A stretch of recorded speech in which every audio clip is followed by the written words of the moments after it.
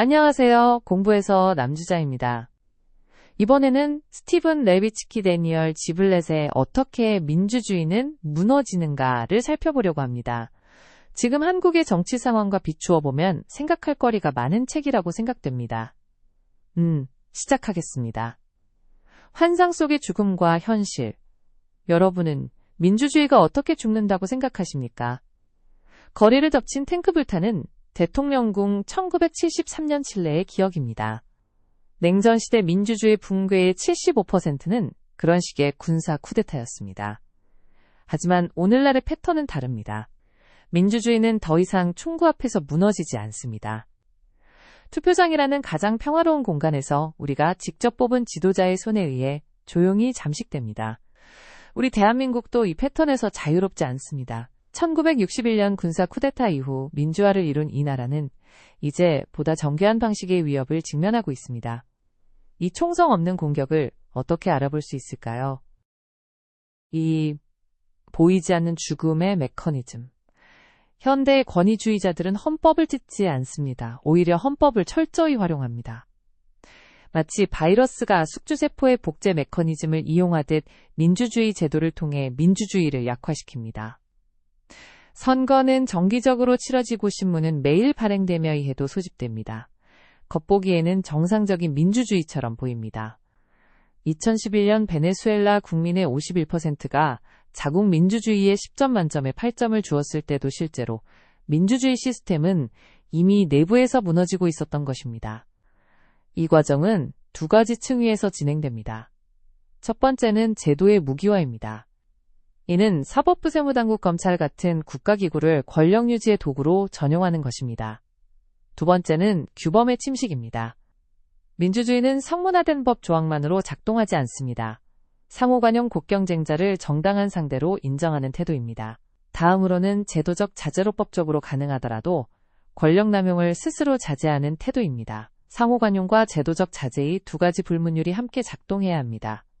이 규범들이 무너질 떼성문 헌법은 껍데기만 남게 됩니다. 3. 기울어진 운동장과 심판장악.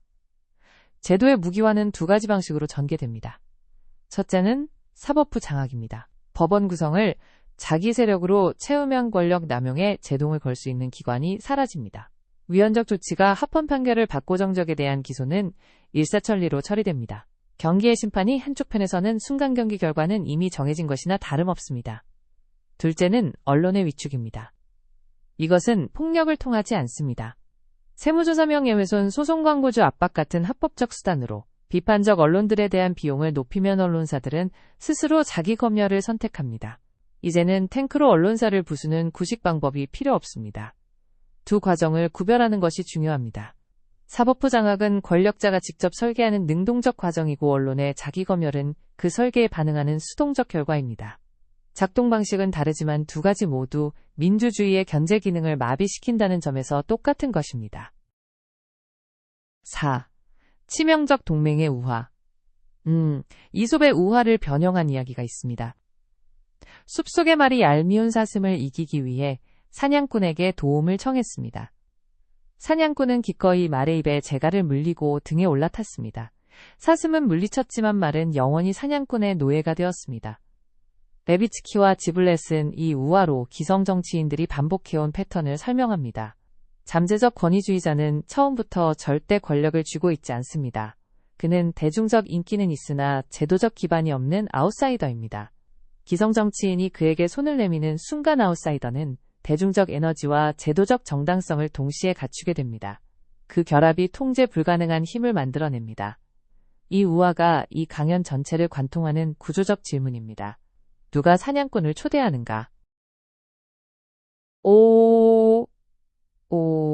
오만의 대가 역사의 반복. 두 달 뒤면 그를 구석으로 밀어내 찍소리도 못하게 만들 것입니다. 1933년 1월 프란츠 폰 파펜이 히틀러를 총리로 추대하며 한 말입니다. 독일 보수 엘리트들은 히틀러를 자신들의 목적에 이용할 도구로 보았습니다. 그들이 실제로 얻은 것은 완전한 통제력 상실이었습니다. 이탈리아에서도 같은 일이 벌어졌습니다. 자유주의 총리 출신의 원로 정치인 조반니 졸리티는 1921년 사회주의 세력을 견제하기 위해 무솔리니와 선거연합을 맺었습니다. 아웃사이더였던 무솔리니는 이 연합을 통해 의회에 입성하고 정치적 정당성을 확보했습니다. 졸리티의 계산은 1922년 무솔리니의 총리 취임으로 완전히 빗나갔습니다. 두 사례의 공통점은 단순합니다. 기성 정치인들이 단기적 이해관계에서 아웃사이더에게 문을 열어주었고 그 청구서는 국가 전체가 치렀습니다. 나아가 그 청구서는 전 세계가 치르게 되었습니다. 6. 베네수엘라의 비극문을 열어준 대통령. 1992년 우고 차베스는 쿠데타를 일으켰다가 실패에 투옥되었습니다. 통상적인 민주주의였다면 여기서 그의 정치 경력은 끝났을 것입니다. 하지만 민주주의 원로였던 라파엘 칼데라 대통령이 1994년 차베스를 사면합니다. 동기는 정치적 계산이었습니다. 자신의 정치적 재기를 위해 차베스의 대중적 인기가 필요했습니다. 결과는 예측대로 진행되지 않았습니다. 1998년 차베스는 선거를 통해 대통령에 당선되었고 칼데라가 수십 년에 걸쳐 쌓아 올린 민주주의는 그가 사면해준 인물의 손에 해체되었습니다. 베네수엘라의 사례가 특히 시사적인 이유는 민주주의를 무너뜨린 힘이 외부의 적이 아니라 기존 시스템을 운영하던 내부 인사의 판단에 의해서였기 때문입니다. 7.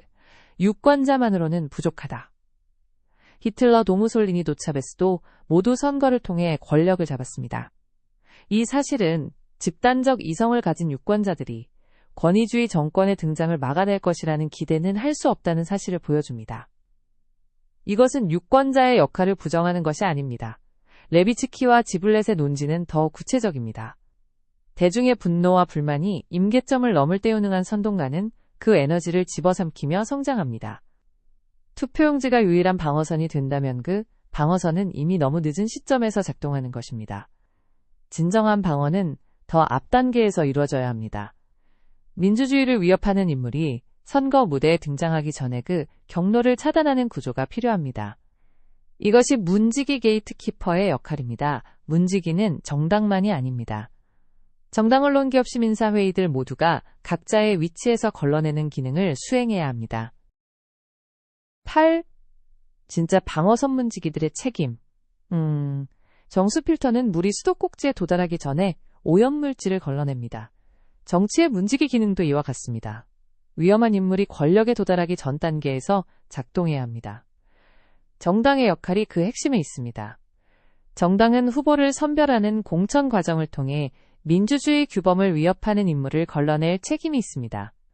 선거 승리가 목전에 있더라도 시스템을 파괴할 위험한 인물에게 공천이라는 정당성을 부여하면 안 됩니다. 문지기는 정당에 국한되지 않습니다. 언론은 권위주의적 언행을 정상화하지 않고 사실에 근거해 명확하게 보도해야 합니다.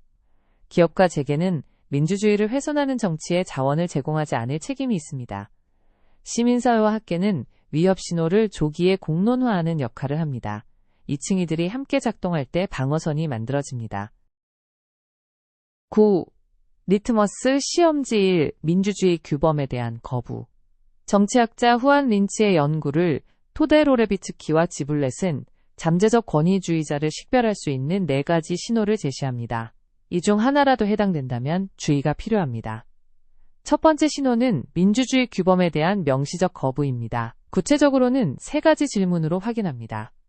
헌법을 위반할 의사를 내비치는가? 선거 결과를 부정하거나 불복을 시사하는가?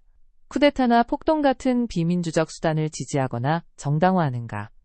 게임의 규칙을 인정하지 않는 참여자는 경기 자체를 해체해버립니다. 이 신호들을 단순한 수사로 넘겨서는 안 됩니다. 역사적으로 이런 발언들은 실제 행동을 예고하는 것이었습니다. 10. 리트머스 시험지, 이 경쟁자를 적으로 규정. 두 번째 신호는 정치적 경쟁자를 정당한 상대가 아닌 섬멸해야 할 적으로 규정하는 것입니다. 민주주의는 다름을 가진 상대방의 존재를 인정하는 데서 출발합니다. 반면 권위주의적 정치인은 상대 정당을 체제 전복 세력국가 안보의 위협 혹은 근거 없이 외국 세력의 첩자로 묘사합니다. 이런 태도는 상대방의 존재 자체를 부정하는 것입니다.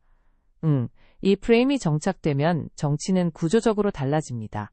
경쟁자를 적으로 규정하면 적을 패배시키기 위한 어떤 수단도 정당화될 수 있습니다.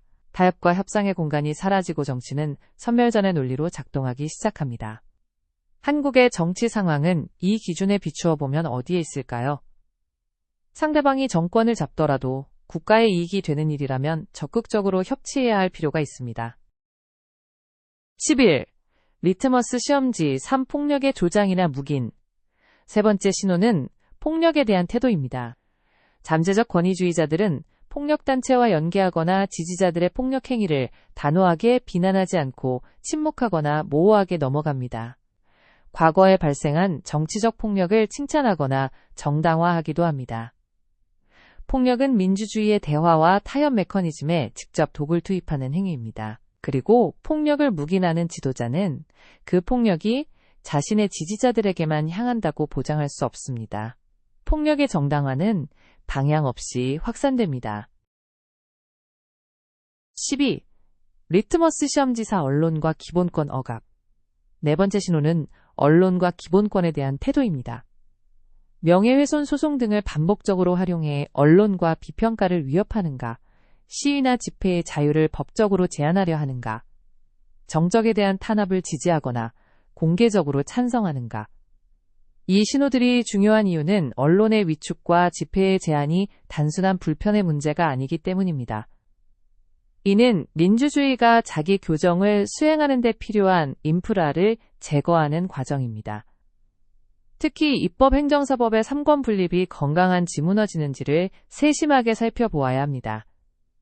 비판이 차단된 권력은 내부에서 부패하며 그 부정적 청구서는 국민 전체에게 청구됩니다. 13. 문지기의 결단 거리두기 전략. 네 가지 신호 중 하나라도 해당하는 인물에 대해 문지기는 명확한 입장을 취해야 합니다.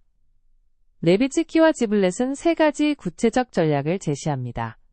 첫째, 공천 배제. 대중적 인기가 높더라도 해당 인물을 후보 명단에서 제외합니다.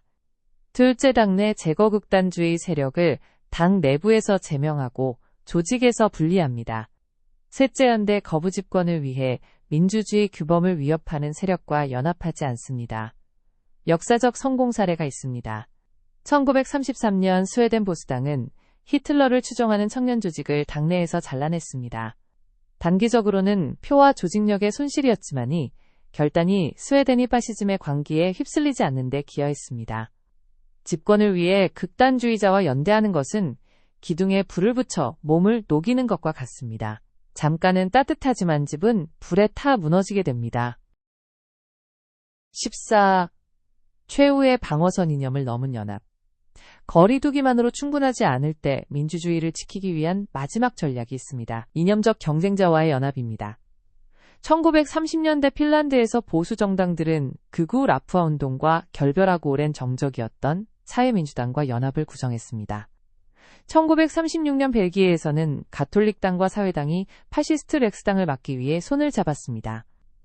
이 연합들이 가능했던 이유는 관련 정치인들이 당의 승리와 시스템의 생존을 별개의 문제로 인식했기 때문입니다. 이념적 경쟁자의 집권을 용납할 수 없더라도 시스템 자체가 무너지면 이념적 경쟁의 공간도 함께 사라집니다. 이 논리는 불쾌한 결론을 포함합니다. 정치적으로 대적하는 적과 협력해야 할 때가 있습니다.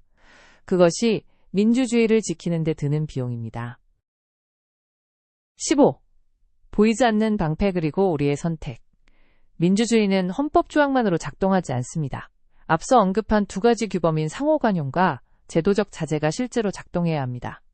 경쟁자를 정당한 상대로 인정하고 법적으로 허용된 권력도 남용을 스스로 자제하는 태도. 이것은 성문화되기 어렵지만 민주주의가 실질적으로 기능하는 핵심입니다. 극단적 양극화는 이 두 규범을 동시에 침식합니다. 상대방을 적으로 보기 시작하면 관용이 사라지고 관용이 사라지면 제도적 자제의 이유도 사라집니다. 이 악순환이 본격화될 때 헌법은 권력 게임의 도구가 됩니다. 역사는 정확히 반복되지 않습니다. 하지만 그 구조적 패턴은 반복됩니다. 말이 사슴을 쫓기 위해 사냥꾼을 등에 태우는 순간 민주주의는 끝나기 시작합니다. 신호가 보일 때 문을 닫는 것, 그것이 이 책이 우리에게 요청하는 선택입니다. 지금까지 스티븐 레비츠키, 데니얼 지블렛의 어떻게 민주주의는 무너지는가를 살펴보았습니다. 더 깊고 자세한 내용은 책을 읽어보시면 좋겠습니다. 시청해주셔서 감사합니다.